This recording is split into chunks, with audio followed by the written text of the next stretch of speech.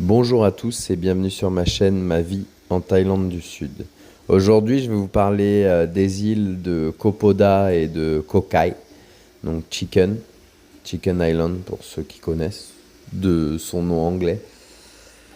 Donc, c'est des îles qui se trouvent à Krabi, donc à proximité d'Ao Nang. Et c'est vrai que dernièrement, avec l'émission du National Park et la mauvaise météo, j'ai eu l'occasion d'y aller souvent. Et c'est vrai que depuis quelques semaines, là, il y a vraiment personne. Donc c'est vraiment très agréable de pouvoir en profiter. Donc du coup, je voulais vous faire un petit épisode et vous parler de ces îles. Donc Kopoda et Koh Chicken qui sont très connus. C'est souvent dans la période touristique, c'est vraiment blindé de bateaux, hein, comme Maya Bay. C'est les endroits que tout le monde veut visiter. Donc l'avantage de ces deux petites îles, c'est qu'elles vous offrent des jolies plages, des très jolis spots de snorkeling. À Kopoda, vous avez Bouya Bay, c'est juste, ouais, c'est incroyable. L'eau, elle est translucide. Il y a vraiment énormément de choses à voir. Donc c'est vrai que l'année dernière, on a eu un gros bleaching sur le corail et on a eu des grosses pertes du milieu marin. Donc il y a beaucoup d'endroits, dont Bouillabaisse, qui ont été fermés pendant presque 6 mois par le National Park pour les préserver, qui viennent enfin de rouvrir. Et c'est vrai que le corail reprend vie, énormément de faune et de flore à observer. Donc c'est très très joli, je vous conseille d'y aller, surtout si vous êtes dans une période comme actuellement où il n'y a pas beaucoup de monde. Ça vous permet vraiment d'en profiter. Après oui, en ce moment il n'y a pas beaucoup de monde, c'est dû à la météo qui est très mauvaise cette année. Donc en gros on a un mois de juillet depuis le mois de janvier. Donc, c'est-à-dire très chaud, orage, forte pluie, vent qui souffle, etc. Et pas vraiment prédictible. Donc ça reste très aléatoire. Mais l'avantage, c'est que il y a personne. Ça, on va pas se mentir. C'est vrai que c'est pas toujours agréable de faire une sortie en bateau quand il pleut, quand il y a des vagues, etc. Mais quand tu arrives sur la plage et que tu es sur une des plages les plus célèbres de Krabi et que tu es tout seul, ça fait quand même plaisir. Donc on peut pas tout avoir et c'est vrai que là en ce moment on a fait quelques sorties avec le National Park malgré la météo qui est pas forcément toujours très bonne et le fait de croiser personne, de pouvoir profiter de ces endroits sans qu'il y ait personne quoi. On a dû croiser deux trois bateaux à tout casser. Donc c'est vrai que ces îles-là qui sont très visitées, elles sont encore plus jolies quand il y a personne. Et vous avez plein de petites îles accrochées autour en fait. Vous avez des îles comme Koyawasan, Koyawabon. Donc c'est vraiment des tout petits rochers dans l'eau. Il n'y a pas de plage, il n'y a pas d'accès sur les îles. Par contre, c'est des endroits où vous pouvez faire du snorkeling ou de la plongée et voir des choses incroyables. Des raies, des requins à pointe noire, des étoiles de mer, des oursins, plein de types d'anémones, de poissons clowns, de nudibranches. Et ça, je vous parle pas qu'en plongée, il suffit de prendre un peu son souffle, mais en snorkeling, il y a vraiment des très beaux endroits sur ces petites îles-là à faire. Donc n'hésitez pas, si vous faites un tour en bateau, de faire un petit crochet par ces îles où c'est vraiment très joli. On a souvent la chance de profiter d'une très bonne visibilité dans ces endroits-là, quand malheureusement la météo n'est pas très bonne. Donc ne vous découragez pas à faire une sortie en bateau parce que il fait pas très beau, qu'il pleut, etc. Souvent, ça vous permet d'être tout seul et de profiter de choses qu'on ne peut pas observer en temps normal. Voilà. Et c'est vrai que donc toutes ces petites îles qui sont autour, vous avez des spots de plongée, de snorkeling, vous avez une cave à traverser qui traverse l'île de part en part. Bon, ça se fait en plongée parce que en snorkeling, à mon avis, à moins de tenir 6 ou 7 minutes, je crois que c'est pas faisable. Mais ouais, c'est vraiment très joli. Et donc vous avez encore plus de petites îles comme Koh Si, Koh Ha qui sont vraiment à côté de Chicken Island. Là c'est pareil, c'est vraiment des coins où vous allez pouvoir observer beaucoup de requins, beaucoup de poissons. Vous avez des bancs de poissons assez impressionnants. C'est ce que je préfère d'ailleurs quand je suis en plongée, c'est les observer danser à droite à gauche. Et enfin, un peu plus loin, vous avez Koh Samet et Koh Deng, donc qui font toujours partie, hein, c'est comme un petit atoll tout ça, hein. Koh Poda, Koh Chicken, Koh Yawasam, Koh Yawabon, Koh Dor, Koh Deng, Koh Samet, Koh Si, Koh Ha. Tout ça, c'est vraiment le petit amas d'îles qui est en face d'Aonang, entre Aonang et Koh Phi Phi. Et je vous le conseille vraiment de le visiter. Maintenant que c'est vrai, on l'a vu à la saison haute. En haute saison, il y a énormément de monde, il y a énormément de bateaux. Et souvent, tout le monde suit un peu le même itinéraire. Donc, c'est pas, je vous le conseille pas entre janvier et avril, on va pas se mentir. Mais le reste de l'année, les yeux fermés. Que la météo soit belle ou pas, allez-y, faites-vous plaisir. Maintenant, n'oubliez pas une chose, c'est que si vraiment la météo est trop mauvaise ou dangereuse, vous ne pourrez pas sortir, vous inquiétez pas. Voilà, d'ailleurs, ça me permet de rebondir un petit peu sur le sujet de la météo.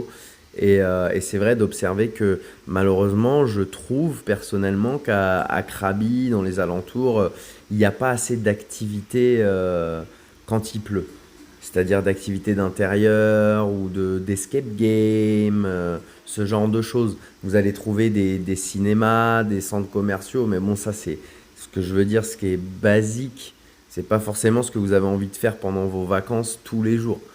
Donc c'est vrai que j'aimerais bien votre avis sur ça, vos commentaires et vos idées sur le genre d'activité qui pourrait être développée dans la région, bien sûr sans rien détruire autour, parce que je sais, des gens vont me dire ouais, le karting et tout, ouais non mais ça demande de l'espace, ça demande de déforester un peu. Voilà, l'objectif c'est de réussir à trouver des activités faciles à mettre en place, surtout pour les Thaïlandais. Encore une fois, hein, le but c'est pas de développer un business pour nous-mêmes, mais c'est de favoriser le business pour les Thaïlandais et les touristes qui viennent visiter le pays. Parce qu'il y a de plus en plus de gens qui viennent avec leurs enfants et leurs enfants en bas âge, donc leurs bébés ou leurs très jeunes enfants. Et c'est vrai que même quand il fait beau, c'est peut-être pas forcément mm, facile de prendre un bateau, d'aller faire une excursion, de la plongée. Clairement, un bébé ne peut pas plonger. Enfin, et de laisser le bébé sur le bateau au capitaine pendant que vous faites la plongée, je pense pas que ce soit OK. Donc, c'est ce genre de choses que je voulais dire par est-ce que le fait qu'il n'y ait pas assez d'activités développées autour de l'enfance, de la jeunesse et quand il pleut, fait que bah, le tourisme est aussi en chute libre. Parce que c'est important quand on vient en vacances de faire ce qui nous plaît. Et c'est vrai que c'est pour ça que je me posais la question à vous, vous qui peut-être avez décidé de ne pas venir en Thaïlande à cause de la météo ou à cause de l'augmentation des tarifs, etc., de donner votre avis sur... c'est vrai que le fait qu'il n'y ait pas ce genre d'activité ou ce genre de choses ou un centre aéré, bah, ça a fait que on s'est plus décidé à aller plutôt dans tel pays ou plutôt en tel endroit. C'est vrai que ça nous intéresse parce que j'entends beaucoup les politiciens thaïlandais parler à l'heure actuelle. Ils ne comprennent pas pourquoi il n'y a pas beaucoup de tourisme cette année, qu'on n'a pas atteint les chiffres, etc. Une grosse partie de la vérité, hein, c'est que l'augmentation excessive de prix de certains hôtels qui n'ont pas forcément augmenté leur standing fait qu'il y a des gens qui revoient leur choix. Il y a beaucoup de gens qui ont un budget pour voyager, pour les activités, etc. Pas forcément un gros budget pour le logement. Et c'est vrai que pour, pour être franc avec vous, quand je vois le prix de certains hôtels, si vous voulez venir surtout sur une période assez longue en Thaïlande, ce sera toujours plus intéressant pour vous de venir chercher quelque chose de plus local et de longue durée. Aujourd'hui, on en discute avec les Thaïlandais, puisque c'est vrai qu'en général, ils font que des contrats d'un an. Mais éventuellement, sur ceux qui ont des maisons et qui ne sont pas loués, il sera toujours possible de parler d'un contrat d'un mois. Et là, ça sera beaucoup plus intéressant pour vous et pareil pour eux. plutôt que de chercher des Airbnb ou des hôtels qui sont devenus trop coûteux pour ce que c'est. Le problème, c'est pas encore une fois les prix augmentent, tout augmente, dans le monde augmente, l'inflation, c'est n'importe quoi à travers le monde. Ça, on l'a bien compris. Mais de là à une chambre qui coûtait 200 bahts, 5 euros la nuit, aujourd'hui, elle est à 1000, voire 1200. Donc, c'est-à-dire 6 fois plus cher. Donc voilà, vous passez de 5 euros à 30 euros. Personnellement, moi qui vis sur place, il y a des hôtels où avec Yana, on allait et on adorait aller. Il y a des hôtels où on ne va plus parce que les prix ne sont plus abordables pour nous. Et c'est vrai que c'est dommage parce que ce qui est dommageable, c'est qu'ils ne se rendent pas compte à quel point ça impacte sur tout le reste. Quand on paye cher son loyer, quand on paye cher son logement, quand on paye cher sa location, on a beaucoup moins d'argent pour le reste, on fait beaucoup plus attention pour le reste, parce que le budget principal est parti dans ça. À la base, les gens, je sais qu'ils viennent en Asie. Pourquoi? Parce que quand tu te dis que tu trouves des chambres à 5, 6, 7 euros qui sont très bien, très très bien, du coup, en fait, le logement, la location, c'est plus un budget. Et forcément, tu te fais plaisir. Tu te fais plaisir dans les achats, tu te fais plaisir dans la nourriture et dans tout le reste. Donc oui, aujourd'hui, le tourisme va mal en Thaïlande et c'est dû principalement au fait que les hôtels et les logeurs ont augmenté leur prix irraisonnablement sans raison. Voilà. Au moins là-dessus, je suis très clair. C'est parce que je vous dis, le prix d'un loyer, les maisons, etc. en Thaïlande, ça n'a pas augmenté. Depuis 9 ans que nous sommes en Thaïlande, je peux vous garantir que les prix sont très stables. Il y a des endroits où les terrains à l'achat, effectivement, ça augmente énormément, mais les maisons dans les villes, je vous prenais une ville comme Krabi, la plupart des maisons, si elles étaient à 100 euros par mois il y a 6 ans, il y a de fortes chances qu'elles soient encore. Si c'est plus le cas, ça veut dire qu'elles ont été complètement rénovées. J'ai vu le cas avec une maison, effectivement, qui était à 100 euros par mois, qui contenait 2 chambres, 2 salles de bain, une cuisine, un salon. Elle a été complètement refaite. Aujourd'hui, elle a 4 chambres, elle a l'aircon, enfin, et elle se loue 250 euros par mois. Voilà. Donc effectivement, il y a eu une augmentation du prix de la location, mais il y a une raison pour ça. Il y a une vraie augmentation du confort aussi derrière. Donc ce que j'essaye de vous faire comprendre, c'est que oui, les prix des hôtels ont vraiment augmenté en Thaïlande, mais ça ne reflète pas la réalité de l'inflation réelle en Thaïlande.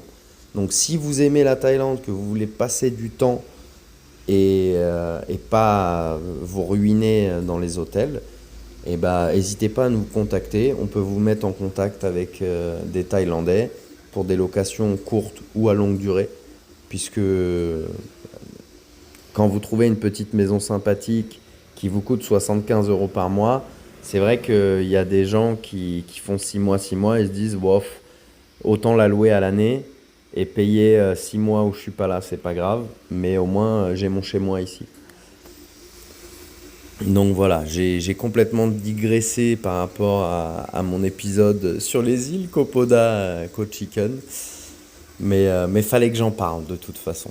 C'est un peu un retour en force, comme on va dire. Voilà, je vous remercie de m'avoir écouté. À bientôt.